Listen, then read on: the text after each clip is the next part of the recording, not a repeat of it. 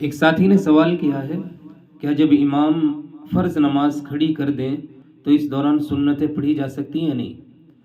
تو اس کا جواب یہ ہے کہ فجر کی فرض نماز کے علاوہ کوئی سی بھی فرض نماز کھڑی ہو چکی ہو تو پھر اس دوران سنت پڑھنا مناسب نہیں ہے، کیونکہ اللہ کے نبی صلی اللہ علیہ وسلم کا فرمان ہے کہ جب جماعت کھڑی ہو جائے تو اس کے علاوہ پھر کوئی اور نماز نہیں ہے۔ ہاں البتہ اگر کوئی سنت پہلے سے شروع کر چکا تھا، اب فرض نماز کھڑی ہو گئی تو وہ جلدی سے 2 رکعت پر سلام پھیر لے اور جماعت میں شامل ہو جائے، اور اگر 4 رکعت والی سنت پڑھ رہا تھا تو پھر اگر وہ تیسری رکعت کے لیے کھڑا ہو گیا تو پھر 4 رکعت جلدی سے مکمل کر کے فرض نماز میں شامل ہو جائے۔ فجر کی سنتوں کا معاملہ الگ ہے کہ حدیث میں ان کی خصوصی تاکید آئی ہے۔ اللہ کے نبی صلی اللہ علیہ وسلم نے فرمایا،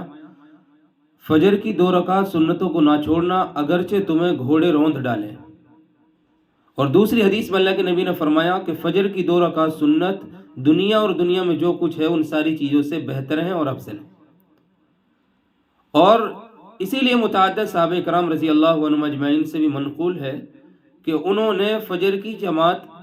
کھڑی ہونے کے بعد بھی سنت فجر کو ادا کیا ہے، جیسا کہ حضرت عبداللہ ابن عمر رضی اللہ عنہما کے بارے میں ہے کہ جماعت فجر شروع ہونے کے بعد بھی انہوں نے فجر کی سنتوں کو ادا کیا ہے۔ اسی طرح حضرت عبداللہ بن مسعود رضی اللہ عنہ کے بارے میں ہے کہ جماعت فجر کی جماعت شروع ہونے کے بعد بھی انہوں نے فجر کی سنتوں کو ادا کیا ہے۔ اسی لیے ائمہ اربعہ میں سے امام مالک اور امام ابو حنیفہ رحمہم اللہ کا مسلک یہ ہے کہ اگر جماعت بھی کھڑی ہو جائے، قاعدہ اخیرہ ملنے کی امید ہے، قاعدہ اخیرہ، تو پھر بھی فجر کی سنتوں کو نہ چھوڑا جائے۔ حنفیہ کا مسلک یہ ہے، اس کی تفصیل یہ ہے کہ اگر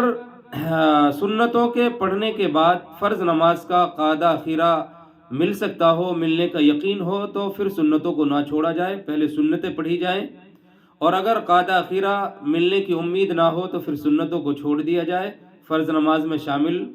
ہو جائے اور پھر سنتوں کی قضا کرے۔ جس وقت اشراق کی نماز پڑھی جاتی ہے، سورج نکلنے کے 20 منٹ کے بعد فجر کی سنتوں کی قضا کی جائے۔